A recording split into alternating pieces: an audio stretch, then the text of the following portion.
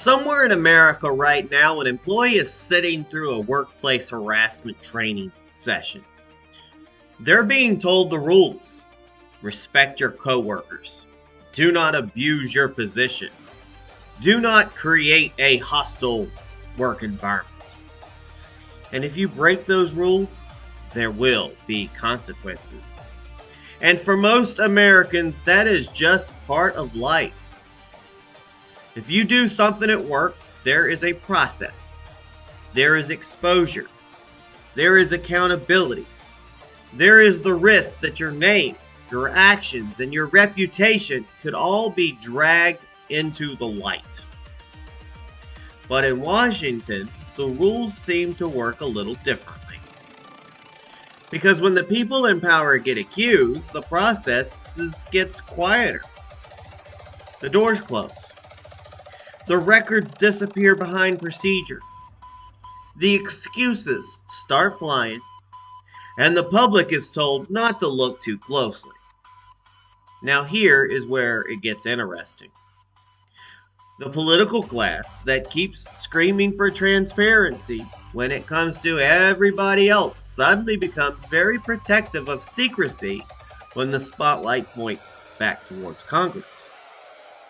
And when Republicans and Democrats, who can barely agree on what day it is, come together in a giant bipartisan vote to keep something buried, that ought to make every American stop and ask what exactly they do not want us to see. Because this is not a close call. This was not a close call. This was not one party acting alone. This was Washington protecting Washington. And in case you missed it, that should concern every single one of us. So did Congress just vote to hide its own sexual misconduct files while demanding transparency from everyone else? Remember, we fight for what's right because it's time to go right.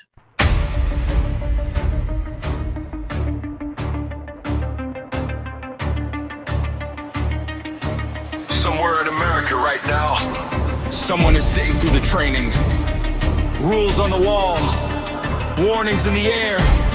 Respect your coworkers. Do not abuse your power. Do not create a hostile place. And if you cross that line, there will be consequences. That is how it works for everyday people. There is a process. There is exposure. There is accountability. There is risk.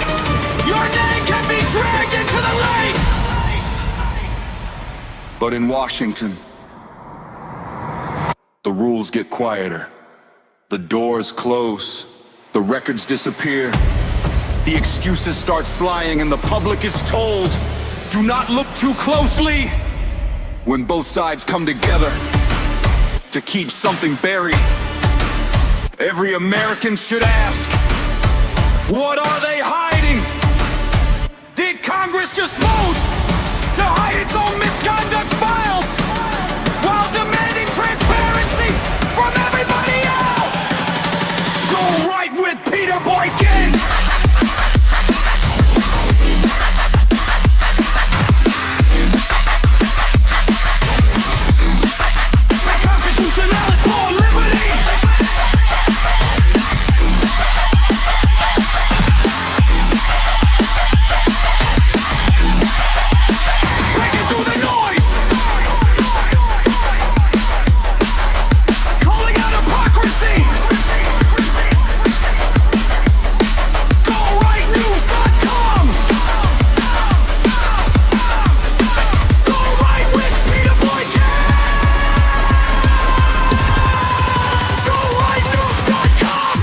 Truth matters. Transparency matters. In a constitutional republic, the people still have the right to know. Did Congress just vote to hide its own sexual misconduct files while demanding transparency from everyone else? Welcome back to Go Right with myself, Peter Boykin, your constitutionalist for liberty.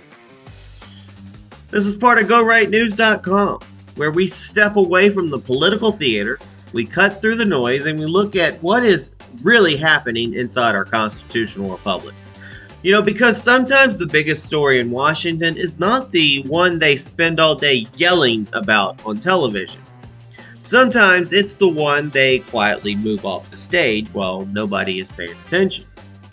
And that is exactly what happened here. I know people getting distracted with the Iran war and everything else, but in case you missed it, the U.S. House had a chance to force more transparency about sexual misconduct and harassment records involving members of our dear Congress.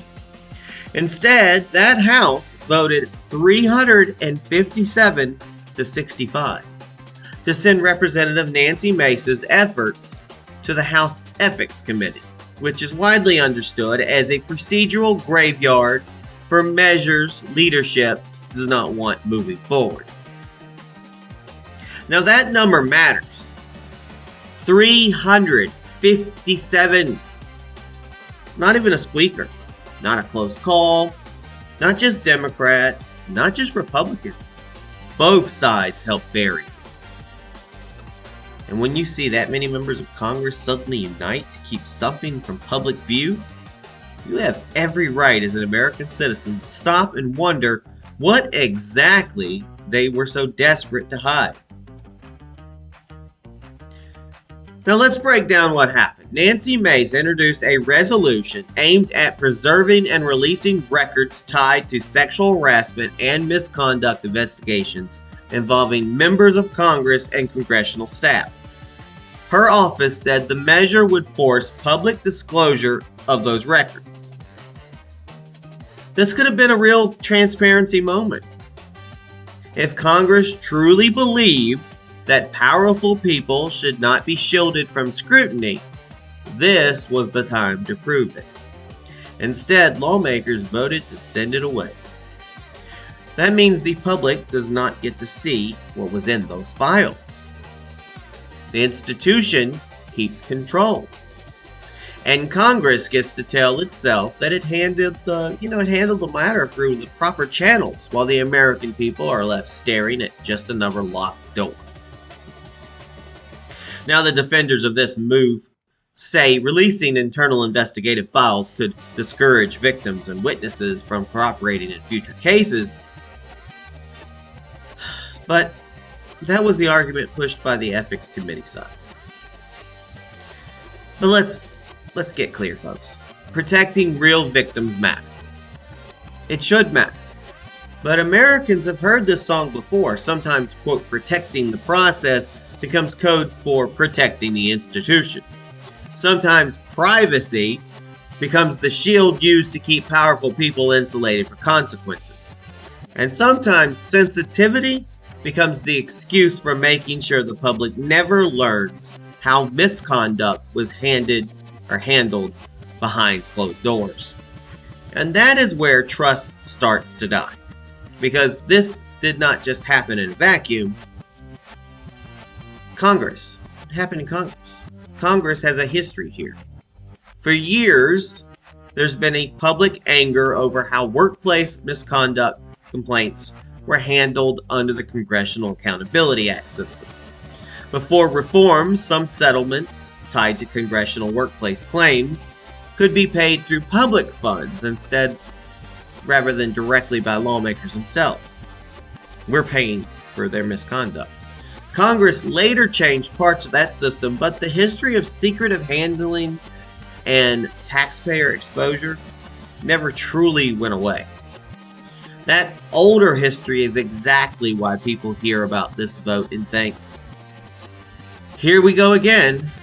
The same building, the same insiders, the same protective shell, the same political class telling the rest of America to live under rules they do not seem eager to apply to themselves.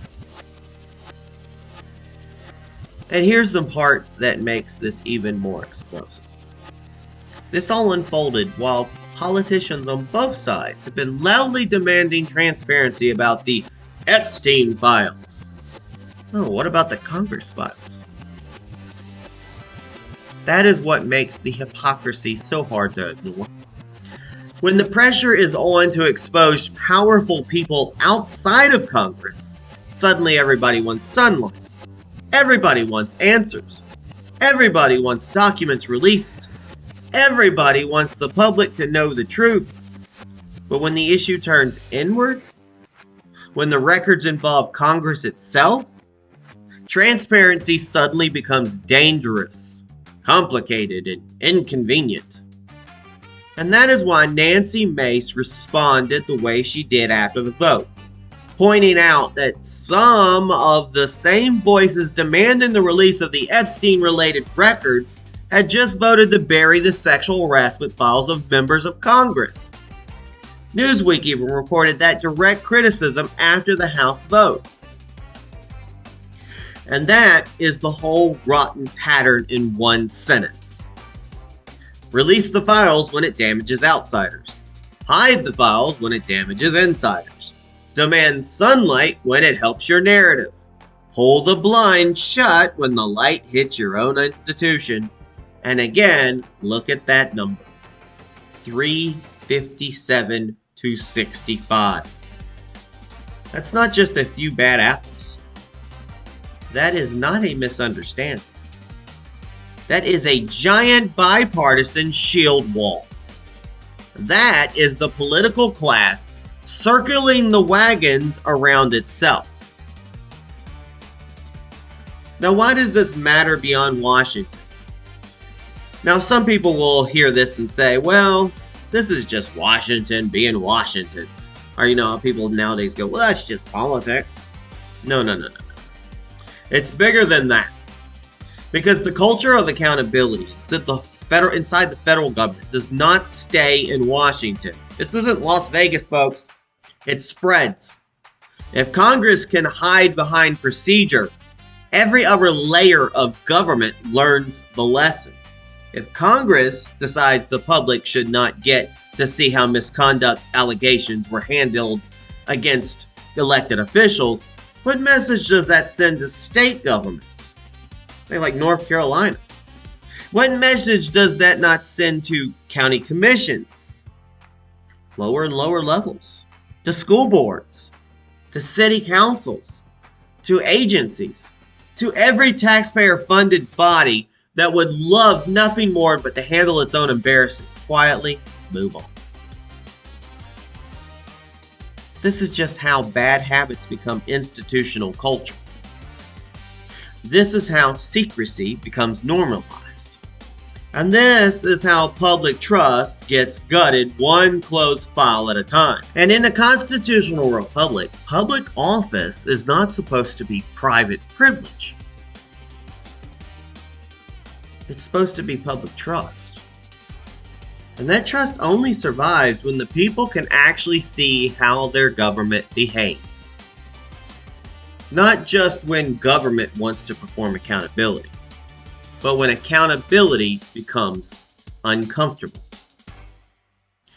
Because let's be honest, the real issue here is not just one vote. It is the mindset behind the vote. It is the arrogance.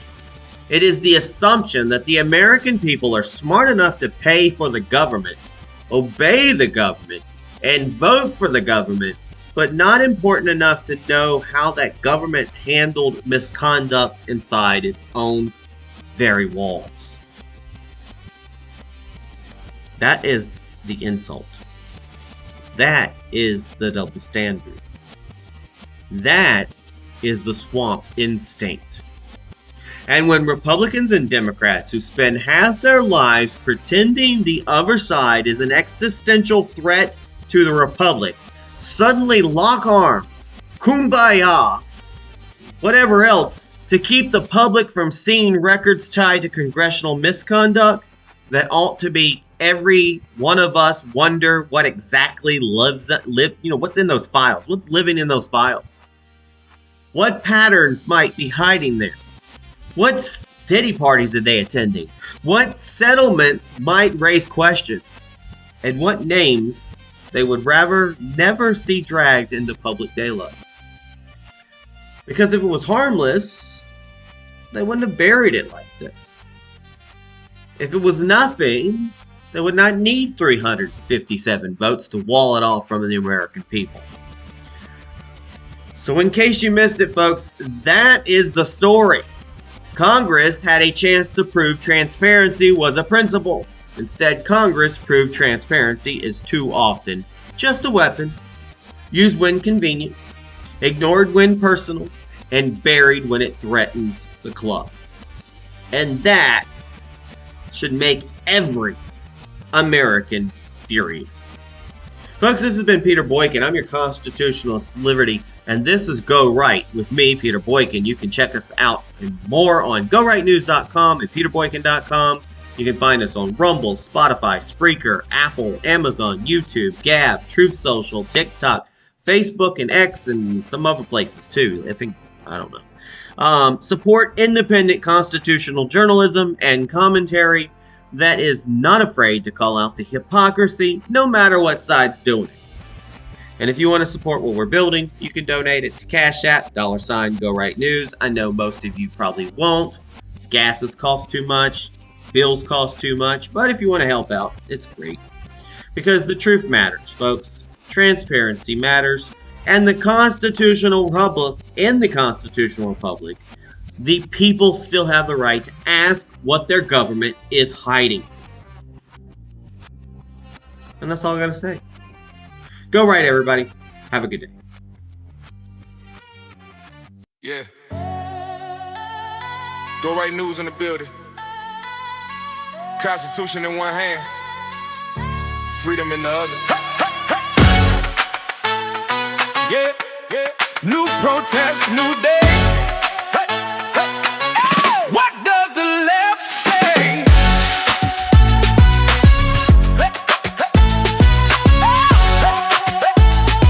Yeah. They screaming on the timeline louder than the megaphone. When it come to hashtags fly, first shower rate lighting up the sky. One day flag, next day statues, next day something else. Yesterday it's oil and gas, today statues from the past. Bill of Rights on the table like a playbook. Founder wrote it down so the tyrants couldn't shake us. Sides go up, megaphone scream.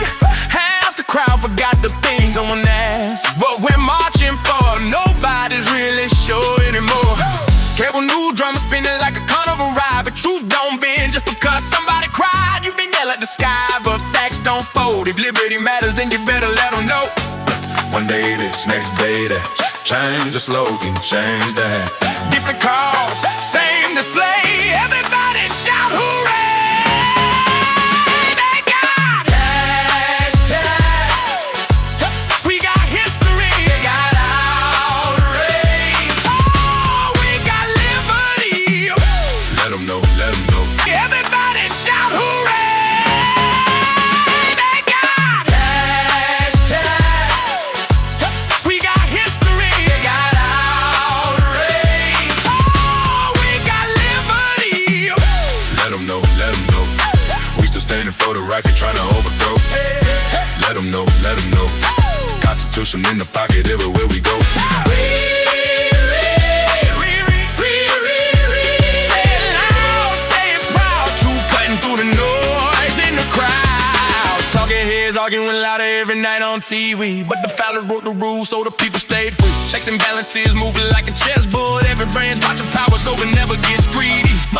Monday rally stop the wall. Tuesday tear the wall down, y'all. Wednesday chant defend the state.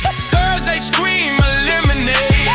Friday slogan something new. Nobody remember number 2. Saturday we block the street. Sunday we protest the tweet.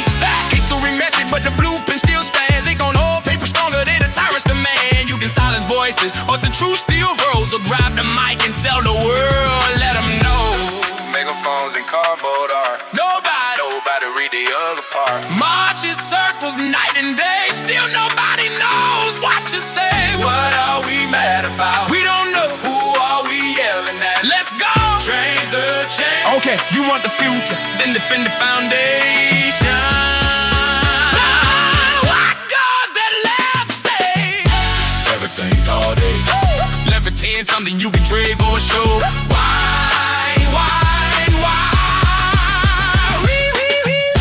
Let them know, let them know. We the voice in the republic, watch it grow. Let them know, let them know. No way, protest all day.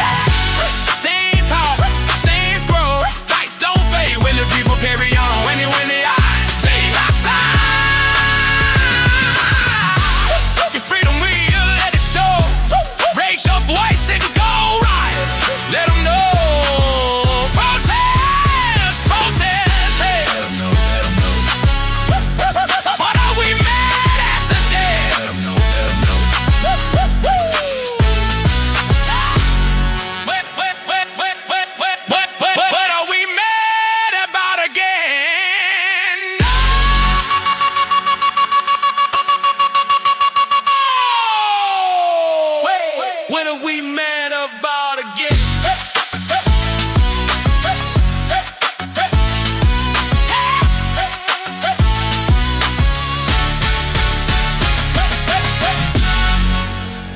Go right news in the building. Go right news.